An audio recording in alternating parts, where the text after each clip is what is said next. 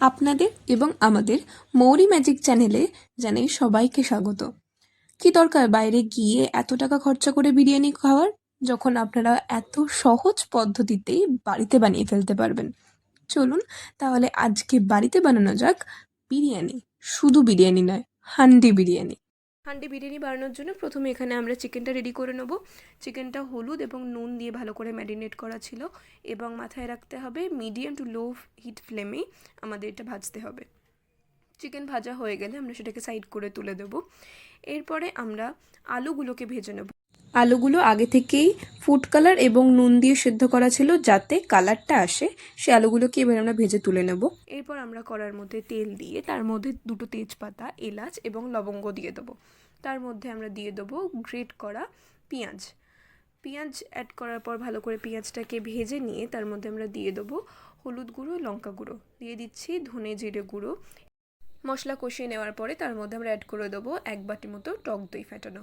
তার সাথে দিয়ে দিচ্ছি স্বাদ মতো নুন এবং চিনি এবং ভাজা মাংসগুলো। এদিকে যতক্ষণ মাংস রেডি হচ্ছে আমরা এখানে রাইসটাকে রেডি করে নেবো। তার জন্য আমরা ডেচকি জল নিয়ে তার মধ্যে আমরা অ্যাড করে দিয়েছি তেজপাতা, এলাচ, লবঙ্গ এবং দারচিনি। দিয়ে দিচ্ছি 1 চামচ মতো ভিনিগার এবং 1 চামচ মতো সাদা তেল। তার সাথে দিয়ে দিচ্ছি 1 চামচ মতো নুনটা পরিমাণ মতো বুঝে দেবেন। তার সাথে অ্যাড করে দিচ্ছি 1 চামচ মতো কেওড়া জল এবং 1 চামচ মতো গোলাপ জল। এরপরে আমরা যে ধুয়ে রাখা চাল ছিল সেই চালটাকে আমরা দিয়ে দিচ্ছি ফোটানোর জন্য।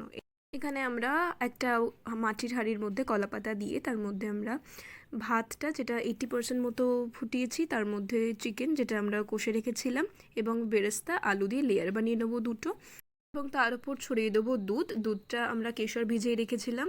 এরপরে বিরিয়ানিটাকে দমে দিতে হবে। দমে দেওয়ার জন্য আমরা এখানে 1 ডেচকি জল নিয়ে নিয়েছি এবং তার উপর বিরিয়ানির হাঁড়িটা দিয়ে সুন্দর করে আটা দিয়ে তার উপরে মুখ চাপা দিয়ে নিয়েছি এবং দমে বসিয়ে দিয়েছি।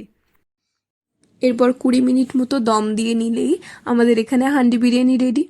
ভীষণ সুন্দর হয়েছিল খেতে। দেখুন এখানে চিকেনটাও যেরকম রেডি হয়ে গেছে, একদম ভাতটাও সেরকম রেডি হয়ে গেছে।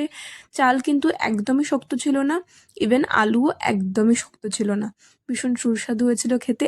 আমি এখানে আলুটা ভেঙে দেখাচ্ছি, দেখুন খুব নরম হয়ে গেছিলো এবং চিকেনের মধ্যেও খুব সুন্দরভাবে মশলা ঢুকেছিল।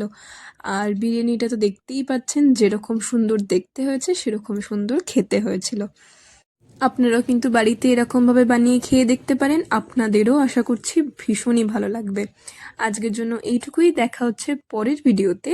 ততক্ষণের জন্য ভিডিওটা লাইক এবং চ্যানেলটাকে সাবস্ক্রাইব করতে কিন্তু একদমই ভুলবেন না।